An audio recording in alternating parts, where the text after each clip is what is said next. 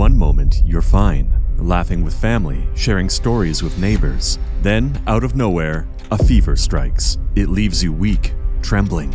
Swollen, blackened sores appear on your body, and before anyone can react, you're gone. This was the terrifying reality of the Black Death, a plague so deadly that it wiped out 30 to 60% of Europe's population. Imagine losing nearly a third of everyone you know, over 20 million lives, gone in just a few short years. No one was safe. No one knew where it came from.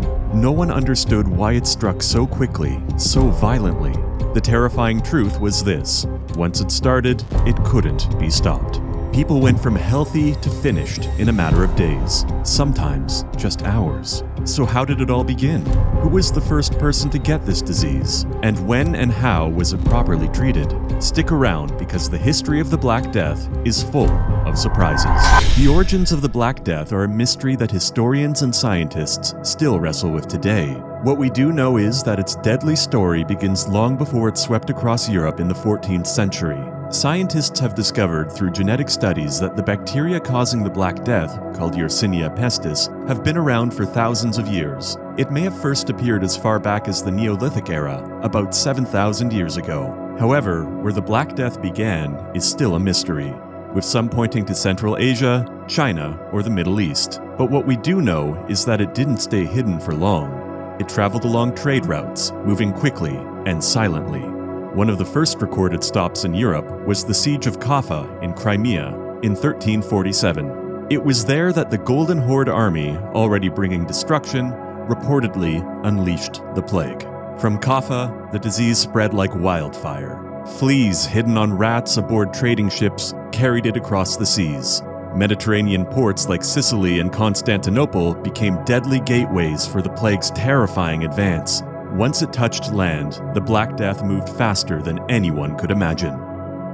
As far as historians know, the plague is believed to have started in Asia more than 2,000 years ago. However, newer studies suggest that the deadly bacteria responsible for the Black Plague might have been present in Europe as far back as 3000 BC, showing that its history could even be older and more complex than previously thought. So, just how dangerous was the Black Death? It was a time when strange, painful swellings, called plague boils by frightened people, suddenly appeared on the bodies of men and women. These lumps, sometimes as big as apples or eggs, leaked blood and pus. Fever, chills, vomiting, and agonizing pain soon followed. And in just a few short days, you felt like you were on your last few breaths. The horror didn't end there. The disease attacked the lymphatic system, causing those dreaded boils. But if left untreated, it spread deeper, into the blood, into the lungs. Italian poet Giovanni Boccaccio described the Black Death as so contagious that the mere touching of the clothes could unleash its terrifying grip, and he wasn't exaggerating. The plague tore through communities with a speed so unimaginable that it struck down people who had been perfectly healthy just hours before.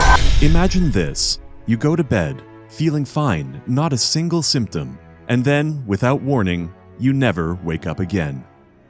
That was the terrifying reality. Death didn't wait. It was quick and without mercy. And you know what's more shocking? No one completely understood how it spread. And that only increased the fear and confusion. Some believed it traveled through the air. Others believed it was carried by a deadly stare. One doctor even claimed that the aerial spirit escaping from a sick person's eyes could infect anyone nearby. So, did people just sit hopelessly in the shadow of such horror? Not exactly, but what they did might shock you even more. Doctors, not knowing much about the disease, tried some risky and harmful treatments. They used bloodletting and even cut open boils, thinking it would help. Instead, these methods often made things worse and caused even more suffering. What the doctors wore was just as creepy as the disease itself. Unlike the white coats that doctors wear today, plague doctors had strange and scary outfits. Even more exciting is that they didn't wear these costumes to look unique. They believed the clothes would protect them from getting sick. So what was their costume like? Their outfit included a long coat that reached their ankles, a wide-brimmed leather hat, gloves, boots, and the most famous part of all, the mask. This mask, called the beak doctor, had a long curved beak sticking out from the face.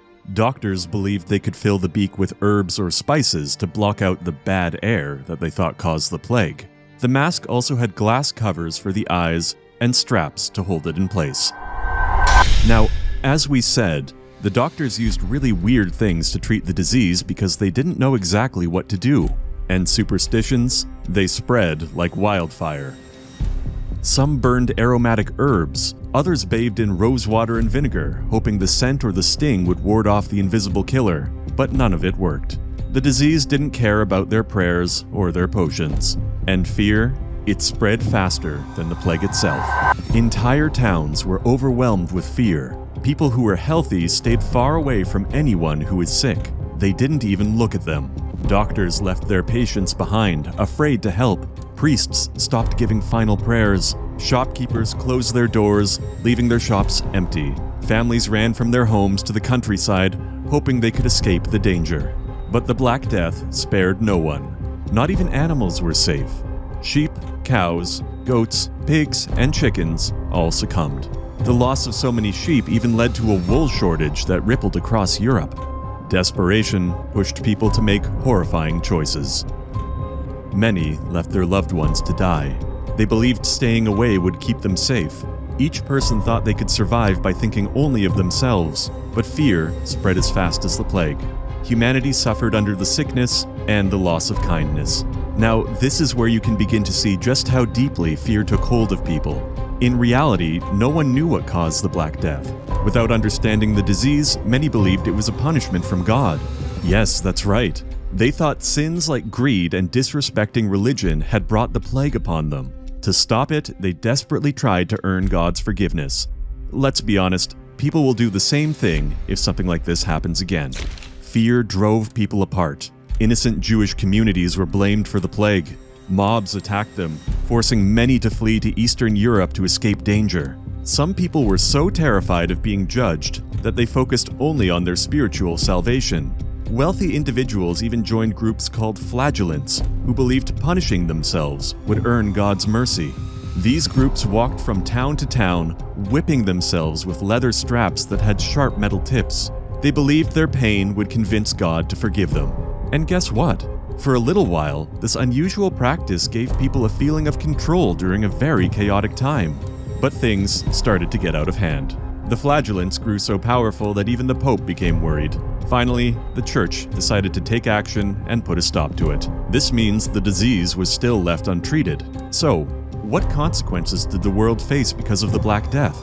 The consequences were nothing short of catastrophic, and the devastation stretched far beyond what anyone could imagine. Estimates suggest that this deadly plague claimed between 75 million and 200 million lives across Eurasia. Europe alone lost 30 to 60% of its population. Urban centers were hit the hardest.